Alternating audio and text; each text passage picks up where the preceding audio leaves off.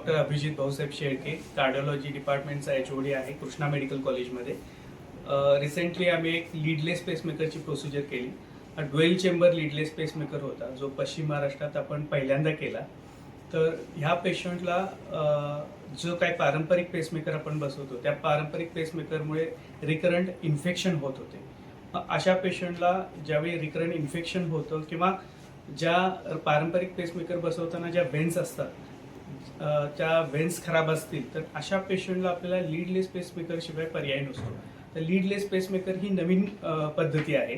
त्याच्यामध्ये आपण काही काटछाट करत नाही किंवा कोणतीही नळी किंवा लीड आपण हृदयामध्ये टाकत नाही.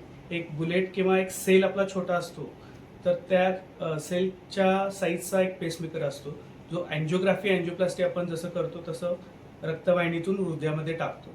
त्याला काहीही कनेक्शन्स नसतात. ती प्रणाली काही पेशंट जसे की वयस्कर पेशंट्स आहेत, ज्यांना रिकरंट इन्फेक्शन होतं किंवा ज्यांना ज्या हार्टला जाणाऱ्या वेन आहेत त्याच्यामध्ये ब्लॉकेजेस आहेत, अशा पेशंटसाठी ती वरदान ठरणारी प्रोसिजर आहे.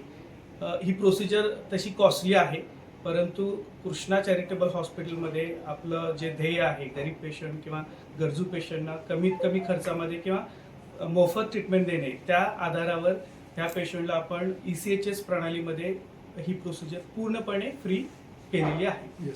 आणि असे काही गरजू पेशंट असतील, त्या पेशंटनी कृष्णा हॉस्पिटलमध्ये अप्रोच करावे ही आमची विनंती आहे.